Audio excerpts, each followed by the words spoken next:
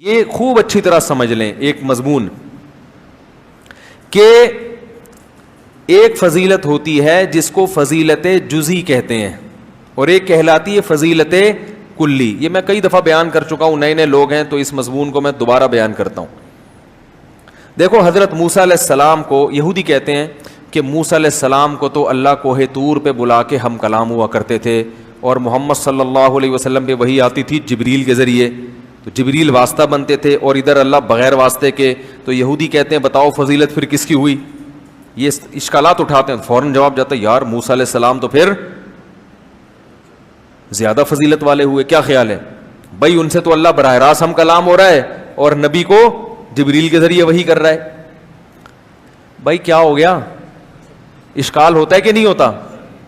پھر ایک اشکال یہ کرتے ہیں کہ قرآن میں بتاؤ سب سے زیادہ ذکر کس پیغمبر کا ہے؟ جواب موسیٰ علیہ السلام کا. کہہ رہے محمد صلی اللہ علیہ وسلم کا تو اتنا ہے نہیں, تو فضیلت کس کی ہوئی؟ مسلمان کہے گا بھائی موسیٰ علیہ السلام کی ہوئی. اس طرح کی باتیں کر کے تو وہ کہتے ہیں بھائی یہ تو ان کی فضیلت ہوئی. پھر عیسائی کہتے ہیں کہ بتاؤ قرب قیامت میں کون سے نبی آئیں گے؟ ہم کہتے ہیں عیسیٰ علیہ السلام آئیں گے. کہ محمد صلی اللہ علیہ وسلم آئیں گے؟ ہم کہتے ہیں نہیں آئیں گے. تو کہا دیکھو فضیلت کس کی ہوئی؟ ابے بولنے میں گورنمنٹ نے کوئی پابندی لگائی ہے کیا؟ تو بول لو بھائی حضرت عیسیٰ علیہ السلام کی. وہ کہتے ہیں بتاؤ حضرت عیسیٰ علیہ السلام مردوں کو زندہ کرتے تھے؟ ہم کہتے ہیں ہاں کرتے تھے. کہہ رہے محمد صلی اللہ علیہ وسلم کرتے تھے؟ ہم کہہ رہے ہیں نہیں کرتے تھے. بتاؤ فضیلت کس کی ہوئی؟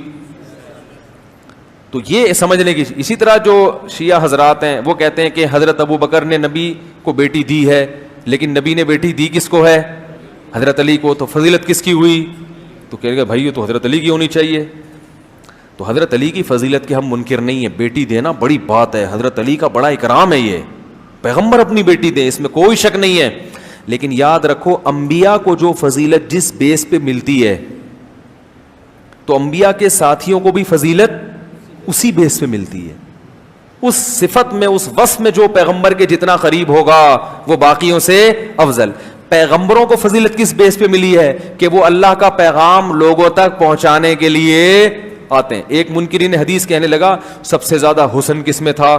ہم بچے تھے, ہم نے کہا یوسف علیہ السلام میں. اس نے کہا آدھا حسن تو اکیلا یوسف علیہ السلام کو ملا ہے, تو فضیلت کس کی ہوئی ہے بھائی؟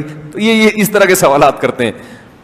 تو داؤد علیہ السلام کے ہاتھ میں لوہا نرم ہو جاتا تھا, کیا محمد صلی اللہ علیہ وسلم کے ہاتھ میں ہوتا تھا؟ ہم نے کہا نہیں. تو کہنے پھر فضیلت ایسے اشکالات کر کر کے نا وہ کنفیوز کرتے ہیں لوگوں کو.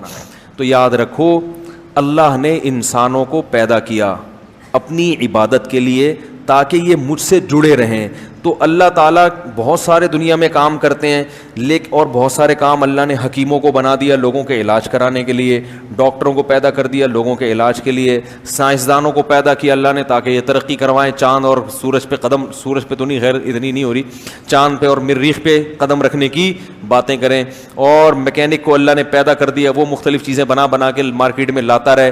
یہ ساری چیزیں انسانیت کے مقاصد میں نہیں ہیں, ضرورت ہے, ہونے چاہیے, لیکن انسانیت کو پیدا کیوں کیا تھا؟ وما خلقت الجن والانس الا لیعبدون. اصل مقصد کیا تھا؟ یہ میری عبادت کریں.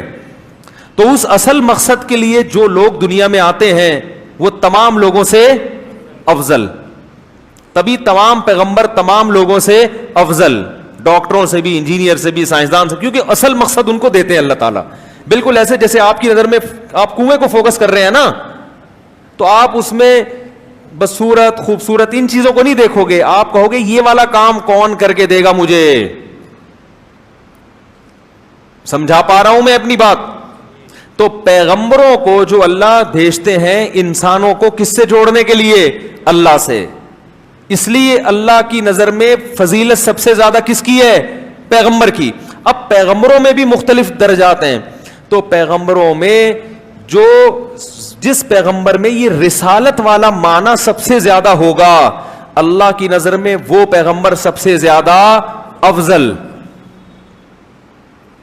حضرت موسیٰ علیہ السلام کو یقیناً یہ فضیلت حاصل ہے کہ اللہ کوہ طور پہ بلا کے ہم کلام ہوتے تھے, مگر حضرت موسیٰ میں جو رسالت والی صفت تھی وہ ہمارے نبی سے کم تھی, کیونکہ ایک مخصوص قوم کی طرف نبی بنا کے بھیجا گیا, چند لوگوں کو, چند لاکھ کو یا چند ہزار کو اللہ سے جوڑنے کے لیے. محمد صلی اللہ علیہ وسلم کو سارے انسانوں کی طرف اللہ نے پیغمبر بنا کے بھیجا ہے. نہیں آ رہی بات؟